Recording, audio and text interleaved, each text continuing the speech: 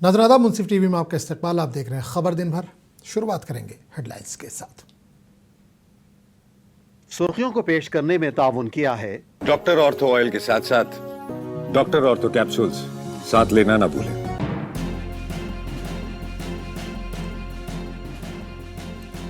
तमिलनाडु में अकरबा परवरी को खत्म करने का आ गया है वक्त। रियासत में आइंदा बीजेपी होगी इख्तिदार पर फायज। मरकजी वजीर दाखिला अमित शाह का बयान।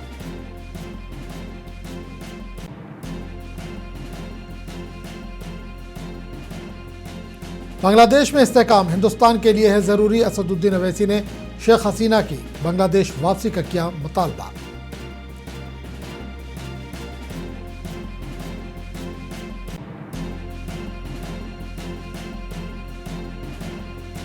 मादुरो की गिरफ्तारी के बाद नायब सदर डेल्सी ने अबूरी तौर पर संभाला वेनेजुएला का इख्तिदार। अमेरिका से मादुरो की फौरी रिहाई का किया मुतालबा।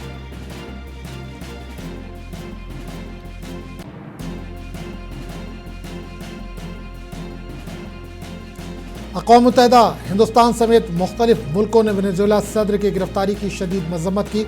अमरीकी इक़दाम पर किया तशवीश का इजहार।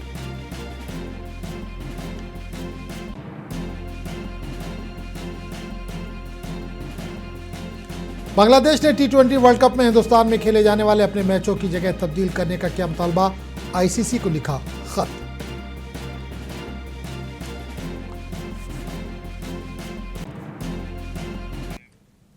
और अब खबरों की तफसील। मरकजी वजीर दाखिला अमित शाह ने इस अज़्म का इजहार किया है कि बीजेपी 2026 में तमिलनाडु में बरसरे इक़्तिदार आएगी। इंतखाबात से मुंसलिक रियासत के अपने दो रोज़ा दौरे के दौरान एक रैली से खिताब करते हुए अमित शाह ने पार्टी कारकुनों से तमिलनाडु और मगरबी बंगाल में बीजेपी के बड़े पैमाने पर जीत को यकीनी बनाने का अहद करने पर जोर दिया।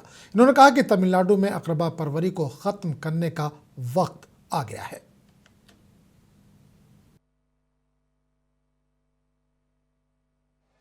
मैं आज तमिलनाडु की जनता को कहने आया हूं, तमिलनाडु के अंदर अब ये परिवार की राजनीति को समाप्त करने का समय आ गया है। தமிழ்நாட்டின் மக்களிடம் நான் ஒன்றை கூறிக்கொள்ள விரும்புகிறேன். ஒரு குடும்ப ஆட்சி அதற்கு முடிவு கட்டியே தீர வேண்டும். அதற்கான நேரம் வந்துவிட்டது. पहले करुणानिधि जी, फिर स्टालिन जी और अब उदयनिधि। स्टालिन बाबू, आपका ये स्वप्न पूरा नहीं होने वाला है। मित्रों, इस बार दीवार पर लिखा हुआ मैं पढ़ पाता हूं कि अप्रैल 2026 में तमिलनाडु में एनडीए सरकार बनने जा रही है। மக்களே, இந்த முறை சுபத்திலே தெளிவாக இந்த சித்திரம் காணப்படுகிறது. 2026 கண்டிப்பாக என்டிஏ தேசிய ஜனநாயக கூட்டணியின் ஆட்சிதான் அமையப் போகின்றது। कांग्रेस ने दिल्ली में एहतजाज किया। दिल्ली कांग्रेस के सदर देवेंद्र यादव की क़यादत में यह एहतजाज किया गया। एहतजाज में ख़वातीन पर मज़ालिम का मामला उठाया गया। कांग्रेस सदर ने बिस्वा डेयरी में एक मासूम लड़की की इस्मत दरी का मामला उठाया और इन्होंने पुलिस के काम करने के अंदाज पर भी संगीन सवालात उठाए। इन्होंने कहा कि मुलजिम के साथ पुलिस का लापरवाह रवैया इसे तहफ़्फ़ुज़ फराहम कर रहा है। देवेंद्र यादव ने कहा कि अगर इसके बाद भी कोई कार्रवाई नहीं की गई तो तहरीक तेज़ की जाएगी। दिल्ली में लगातार जो है अपराध बढ़ते जा रहे हैं और कहीं ना कहीं ये देखने में आया है कि तमाम लोगों के आवाज़ उठाने के बावजूद इस तरीके की जो है समस्या जो है वो लगातार बढ़ रही है। दिल्ली में चाहे पेटी क्राइम्स हो या विशेष रूप से अगर मैं महिलाओं की बात करूं तो महिलाओं के खिलाफ लगातार जो है अत्याचार बढ़ रहे हैं। उनके खिलाफ छोटे क्राइम्स के साथ साथ जो है बलात्कार के केसेस बहुत सारे सामने आए हैं और हम कहीं ना कहीं उसी तर्ज पर आज हम यहाँ पहुँचे हैं। श्रद्धानंद में एक ऐसा ही वाक़या सामने आया है जिसमें एक नाबालिग बच्ची के साथ व्यभिचार किया गया और जो व्यभिचार करने वाला व्यक्ति था वो लगातार फरार है। कहीं ना कहीं ये देखने में आया कि इस सारी कार्रवाई में डिले होने की वजह से उस व्यक्ति को फरार होने का मौका मिला। परिवार दुखी है, परिवार परेशान है, समाज में उसका बहुत बड़ा गलत मैसेज जा रहा है। तो हम कांग्रेस पार्टी जो हमेशा अत्याचार के खिलाफ, दलितों के खिलाफ कोई अत्याचार होता है तो उसके खिलाफ आवाज उठाने का काम। मध्य प्रदेश के इंदौर में आलूदा पानी से होने वाली अमवात पर कांग्रेस का एहतजाज जारी है। इतवार को कांग्रेस ने घंटा बजाकर अपना एहतजाज दर्ज करवाया। दरअसल मध्य प्रदेश के वजीर और मुकामी एमएलए कैलाश विजयवर्गीय ने इंदौर मामले पर एक सहाफ़ी के सवालों का जवाब देते हुए लफ्ज़ घंटे का इस्तेमाल करते हुए एक तनाज़े को जन्म दिया। तमाम बाद में रियासती वजीर ने बाद में इस लफ्ज़ के इस्तेमाल पर अफसोस का भी इजहार किया था। मुजाहिरीन ने इल्ज़ाम लगाया कि शहर के भागीरथपुरा इलाके में आलूदा पानी की वजह से होने वाली अमवात हुक्मरां बीजेपी की इंतजामी लापरवाही और बदउनवानी का नतीजा है। मध्य प्रदेश में जब से भारतीय जनता पार्टी की सरकार है तब से ये लोग हादसे का इंतजार करते हैं। पहले हादसा हो जाए उसके बाद सरकारी तंत्र का उपयोग करते हुए लीपापोती करते हैं। इनका जो बेटा है वो अफसरों को बल्ला दिखाता है, पिता पत्रकारों को धमकाते हैं। आपको जब बार बार महापौर लिख रहे थे कि दूषित पानी हो रहा है, 3 महीने से आपकी अंदरूनी रिपोर्ट चल रही है। एक विज्ञप्ति में आरटीआई जब लगाया तो पता चला कि 3 सालों से दूषित पानी की कंप्लेन है। क्यों नहीं प्रशासन जागा? आज वो परिवार 15 लोग जिन्होंने खोए हैं, क्या 2 लाख रुपए का दाम देकर आप अपनी गलतियों को छुपाना चाहते हैं? मध्य प्रदेश के मंत्री होते हुए आपको शर्म आनी चाहिए। हम खंडवा में भी लगातार साफ पानी की मांग करते हैं, लेकिन खंडवा में भी सांसद, महापौर और विधायक लगातार भारतीय जनता पार्टी का है, लेकिन कुंभकर्णी नींद से जागता नहीं है। 550 करोड़ की जावर उद्वन सिंचाई योजना में 500 करोड़ रुपए निकाल लिए जाते हैं, जमीन पे 50 मीटर की नहर भी नहीं दिखाई जाती। आखिर ये भ्रष्टाचार कर कौन रहा है और भ्रष्टाचारियों को संरक्षण कौन दे रहा है? इंदौर के भागीरथपुरा इलाके में मरीजों की जल्द शिनाख्त और इलाज के साथ आलूदा पीने के पानी से होने वाले साल के वबा पर काबू पाने के लिए एक रिंग सर्वे किया जा रहा है। महकमे सेहत की टीमें भागीरथपुरा के हर गली में घर घर जाकर नमूने जमा कर रही हैं और लोगों की सेहत की निगरानी कर रही हैं। रियासती महकमे सेहत के डॉक्टर अजय गुप्ता ने कहा कि इलाके में मरीजों की तादाद में कमी आई है, लेकिन उल्टी और दस्त के मामले अभी भी रिपोर्ट हो रहे हैं। टीमें मुतासरा इलाकों में घरों का दौरा कर रही हैं और अद्वियात की किट्स और ORS, जिंक की गोलियां और क्लोरीन की गोलियां तकसीम की जा रही हैं। इसी दौरान मुकामी लोगों ने टैंकरों के जरिए पानी की नाकिस फराहमी की शिकायत भी की है।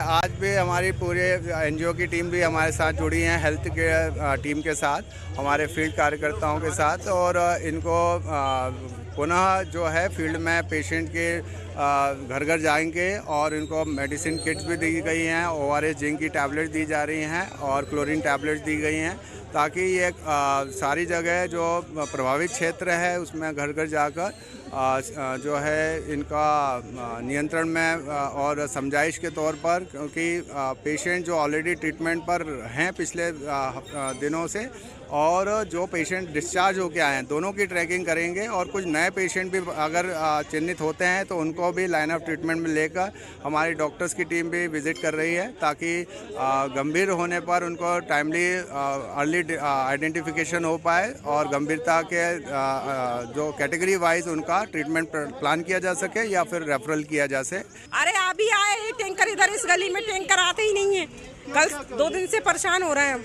अच्छा, हाँ, पानी आ रहा है तो कैसा आ रहा है पानी अभी? अब ये देखो ना आप, ये ऐसा पीला पीला पानी आ रहा है। तो आप लोगों ने यहाँ पीने का है, यूज करने का पानी क्या है? अरे पार्षद जी को शिकायत करो तो पार्षद जी बोलते हैं हाँ आ रहा है टैंकर, पर इधर आते ही नहीं है टैंकर। अच्छा, हाँ, अभी वो एक टैंकर आए थे तो भैया देखो ऐसा पानी, अब यही बल्ली हमने क्या करे कुछ तो। ये पीने का ये पानी का इस्तेमाल? अरे ये पीने, कपड़े धोने के लिए, नहाने के लिए भी नहीं हमने इस्तेमाल करा, क्या करे, अभी नहाया ही नहीं है। हाँ, अब ये भैया टैंकर वाले आए हैं तो इनकी ये। मध्य प्रदेश के वजीर कैलाश विजयवर्गीय ने इतवार को इंदौर में आलूदा पानी के बहरान पर एक जायजा मीटिंग मुनक्किद की। इस मीटिंग में मुख्तलिफ महकमों के आला अफसरान ने शिरकत की। इस दौरान शहरियों को राहत फराहम करने के लिए दरकार ज़रूरी इक़दाम पर बात की गई।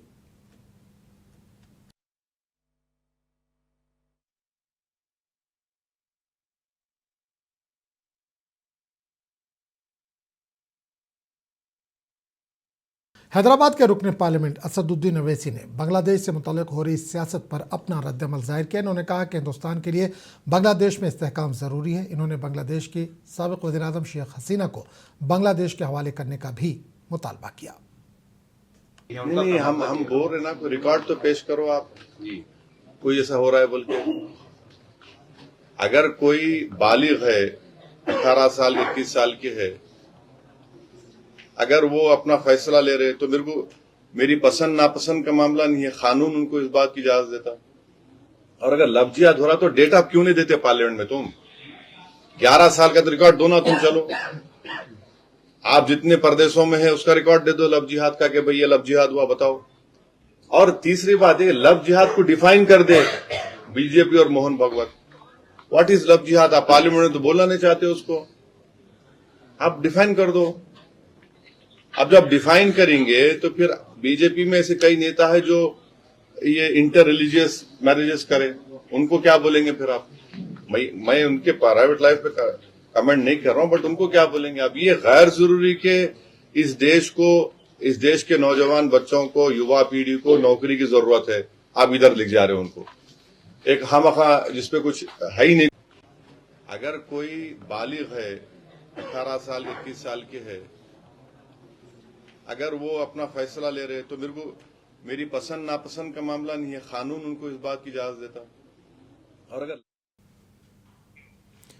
तो असदुद्दीन अवैसी ने आरएसएस सरबराह मोहन भागवत के हालिया तबसरे पर ये अपना बयान दिया था, जिसको हमने आपको सुनवाया। आगे बढ़ेंगे दूसरी खबर की तरफ। मगरबी बंगाल के वजीर शशि पंजा ने कहा कि रियासत में फ़िरका वाराना हम आंगी है, लेकिन बीजेपी तकसीम की सियासत जारी रखे हुए। इन्होंने कहा कि बीजेपी का सियासी वजूद खतरे में है। So first of all, what Shubhendu Adhikari says about Bangladesh is not, his statements have no value because it is the government of at the center. The government of India will speak to the government of Bangladesh, or the government of India should be issuing statements regarding the situation in Bangladesh and the killings of the Hindu men. All India Trinamool Congress has of course condemned in the severest of severe language, and we have expressed our anguish. But Shubhendu Adhikari saying all this about that Hindu khatre mein hai or Hindus are in danger here. BJP, you are in a political danger actually. You are now going to vanish. Your votes are vanishing. Your ground is shifting. They are scared, absolutely desperate, and there is total distortion of the situation on ground. Here in Bengal you see communal harmony, but BJP of course continues to practice division along communal. मरकजी वज़ीर दाखिला अमित शाह ने मणिपुर हुकूमत के आला हुक्काम से मुलाकात की ताकि नस्ली तनाज़े से मुतासरा रियासत की सूरत हाल का जायज़ा लिया जा सके। इस मामले पर मणिपुर कांग्रेस के सदर मेघचंद ने तबसरा करते हुए कहा कि इस मीटिंग से गैर मुतमईन है क्योंकि इसमें मणिपुर के नुमाइंदे मौजूद ही नहीं थे। Not happy because the representative of Manipur were not there. Only the DGP, Chief Secretary and Honorable Governor were attended the meeting. In fact, it's undermining the people of Manipur, underestimating the people of Manipur, and this how can the executive officers, IS officers, and the governors decide on Manipur? It is quite very unfortunate that such type of decisions should not be there, because we have a lot of leaders from Manipur, even the IAS and the politicians. They should also join in the meeting. So in fact, the directly or indirectly controlling the Manipur, in fact it is a dictatorship type. No, we don't want directly controlled by the IAS from Delhi. So this is very unfortunate, very undemocratic. Maharashtra में MNS और Shiv Sena UBT ने BMC चुनाव के लिए अपना मुश्तरका मंशूर जारी किया। Shiv Sena Shinde group के लीडर राहुल शिवाले ने इस मामले पर तबसरा करते हुए ठाकरे बरादरान पर शदीद तनकीद की। इन्होंने कहा कि दावा किया कि महायुति चुनाव में कामयाबी हासिल करेगी। आज का जो वचननामा था उसमें हिंदुत्व भी नहीं और मराठी जो मानुस है मराठी लोगों के लिए जो कमिटमेंट था उनका, वो कमिटमेंट भी उसमें दिखाई नहीं दे रहा है। और आपको ये बात बताना चाहता हूँ कि वहाँ उस वचननामा में हिंदू हृदय सम्राट शिवसेना प्रमुख बाला साहब ठाकरे जी का फोटो है, लेकिन उस वचननामा में हिंदू हृदय सम्राट शिवसेना प्रमुख बाला साहब ठाकरे जी का आत्मा नहीं है, केवल फोटो उन्होंने उसमें रखा है। और उस वचननामा में उनका नाम का जिक्र हिंदू हृदय सम्राट न करते हुए स्वर्गीय बाला साहब ऐसा किया है, तो ये शिवसेना प्रमुख बाला साहब ठाकरे जी का अपमान है। और जो 25 साल जो नहीं कर पाए वो अभी क्या कर सकते हैं, ये लोगों के मन में अभी प्रश्न है, क्योंकि इसमें बहुत सारी जो चीजें वो केंद्र सरकार और राज्य सरकार के ऊपर निर्भर है, और केंद्र सरकार और राज्य सरकार के अधिकार है। क्योंकि मुंबई म्युनिसिपल कॉर्पोरेशन का जो एक्ट है 1888 का, उस एक्ट में जो प्रोविजन है उसमें उन्होंने जो लोगों को वचननामा में जो चीजें कही है वो प्रोविजन ही नहीं है, वो महानगर पालिका के अधिकारी नहीं, तो जिन चीजों का अधिकार ने उस चीजों का उन्होंने उल्लेख किया है। तो लोग अभी ये सब जानते हैं कि केवल लोगों को गुमराह करने के लिए वचननामा है। वेनेजुएला के सदर मादुरो की तरह 26/11 के मास्टरमाइंड मसूद अजहर को गिरफ्तार करने के असदुद्दीन अवैसी के मुतालबे पर एसपी के तर्जुमान अमीक जामी ने अपना रद्दमल जाहिर किया। इन्होंने कहा कि नरेंद्र मोदी हिंदुस्तान के कमज़ोर तरीन वज़राए आज़म में से एक है। देखिए, प्रधानमंत्री नरेंद्र मोदी भारत के सबसे कमज़ोर प्रधानमंत्रियों में से एक है। जब वो आए थे तो उन्होंने भारत के लोगों को ये उम्मीद दी थी कि चीन से सरहदें हमारी महफूज हो जाएंगी। चीन ने जो भारत की ज़मीनें कब्जा करी हैं उस पर कार्रवाई होगी। पाकिस्तान की तरफ से जो आतंकवाद है वो भारत में आतंकवाद रुक जाएगा। लेकिन जितने बड़े आतंकवादी घटनाएं हुई वो नरेंद्र मोदी जी के रूल में हुई। पहलगाम में जब माननीय अखिलेश यादव जी ने, समाजवादी पार्टी ने, इंडिया अलायंस ने, सब ने आदरणीय प्रधानमंत्री जी को पूरी ताकत शक्ति दी कि आप पाकिस्तान पर स्ट्राइक करो, कार्रवाई करो। पाकिस्तान के एक बार कहने पे कि आप जंग रोक दीजिए, वो खबर लीक हुई, अमेरिका के जरिए पता चला गया कि हमारी भारतीय फौजों को वापस पलटाया गया। तो असदुद्दीन ओवैसी साहब जो बात बोल रहे हैं, ट्रंप तो दुनिया का सबसे बड़ा थानेदार तो है ही है, मोदी जी एसएचओ भी नहीं है। मोदी जी में वो दम नहीं है। आज पहलगाम के जो कातिल थे वो आज भी पाकिस्तान में बिरयानी खा रहे हैं। कर्नाटक के बेलारी में बैनर को लेकर हुए तसादुम के बाद 26 अफराद को अब तक गिरफ्तार किया गया है। कांग्रेस एमएलए नारा भरत रेड्डी और बीजेपी एमएलए जी जनार्दन रेड्डी के हामियों पर मुश्तइल पुरतशद्दुद तसादुम के चंद दिन बाद deputy chief minister D K Shivakumar तशद्दुद के लिए बीजेपी लीडर को जिम्मेदार ठहराते हुए कहा कि जब तक वो जिले में नहीं आए थे हालात पुरअमन थे। एक प्रेस कॉन्फ्रेंस से खिताब करते हुए शिव कुमार ने कहा कि तशद्दुद के जिम्मेदारों को इंसाफ के कटहरे में लाया जाएगा।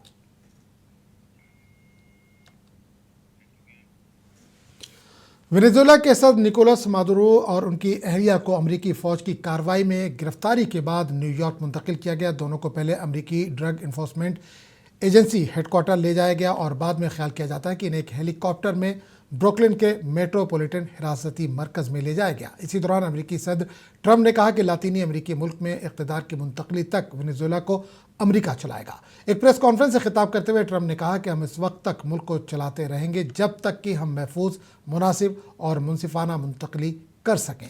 अमरीकी सदर ट्रंप ने कहा कि अगर ज़रूरत पड़ी तो अमरीका वेनेजुएला पर दूसरा और हमला करने के लिए तैयार है।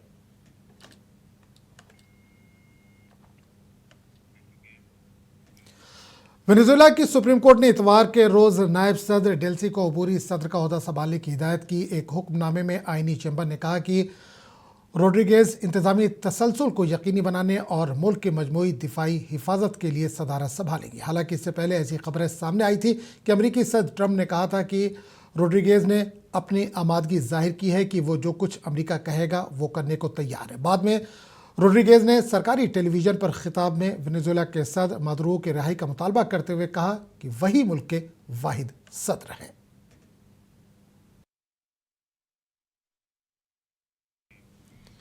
हिंदुस्तान ने इतवार के रोज़ कहा कि वेनेजुएला में हालिया पेशरफ्त एक गहरी तशवीश का मामला है और ये कि अमेरिका की तरफ से तेल की दौलत से माला माल मुल्क पर हमला करने और उसके सदर निकोलस मादुरो और उनकी अहलिया को एक फौजी ऑपरेशन में अगवा करने के बाद सूरत हाल पर गहरी नज़र रखे हुए है। एक बयान में वजारत खारजा ने कहा कि हिंदुस्तान ने वेनेजुएला के लोगों को भलाई और हिफाजत के लिए अपनी हिमायत का अदा किया है और तमाम मुतल्लिका फरीकों से बातचीत के जरिए मसाइल को पुरअमन तरीके से हल करने पर जोर दिया है। हिंदुस्तान ने अपने शहरियों को मशवरा दिया है कि वह वेनेजुएला की सूरत हाल के पेश नज़र वहाँ अपनी तरह के गैर ज़रूरी सफ़र से गुरेज करें।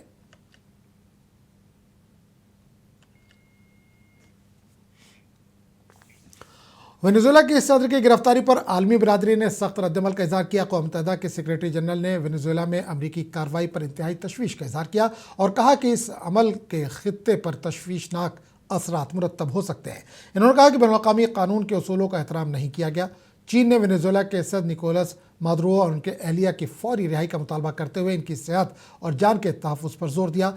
ईरान के वज़ीर ख़ारजा अब्बास इराक़ची ने अमरीकी फ़ौजी कार्रवाई की शदीद मज़म्मत करते हुए कहा कि वेनेजुएला के कानूनी सदर और उनके अहलिया का अगवा रियासती दहशतगर्दी और इस मुल्क के खुद मुख्तारी पर खुला हमला है।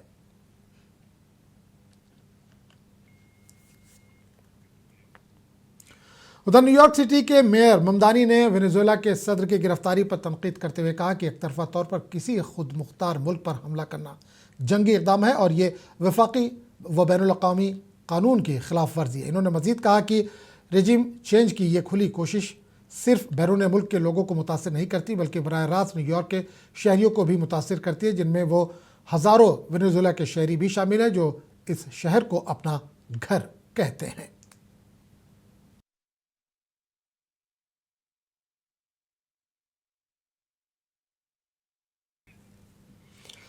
साबिक सफारतकार अशोक सजनार ने वेनेजुएला में पेशरफ्त पर हिंदुस्तान के मौक़िफ़ को दुरुस्त करार दिया। उन्होंने कहा कि अब देखना है कि सूरत हाल किस तरह तब्दील होती है।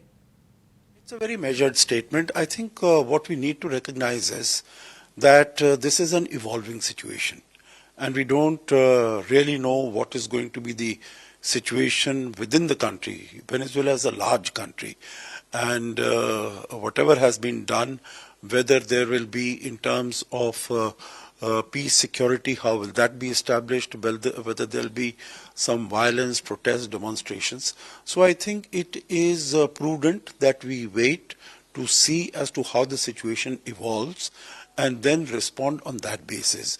The second aspect also is that as far as our own national interests are involved, we are right now in the middle of negotiations with the United States on a bilateral trade agreement, bilateral trade deal. So we would like not to take sides at this moment and not to create difficulties more than they already exist as far as the progress and finalization of that trade.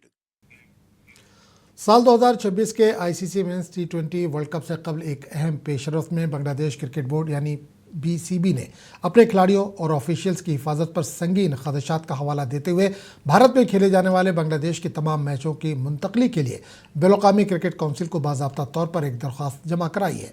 Bangladesh की team जो कोलकाता और मुंबई में 3 match खेलने वाली है, इसने दोनों ममालिक के दरमियान बढ़ती हुई सिफारती कशीदगी के दरमियान बाज़ाब्ता तौर पर हिंदुस्तान का सफ़र करने से इनकार कर दिया है। टी20 वर्ल्ड कप 7 फरवरी से शुरू होने वाला है और इसकी मेज़बानी भारत और श्रीलंका कर रहे हैं। बांग्लादेश को फिलहाल अपने चारों ग्रुप मैचेस भारत में खेलना है।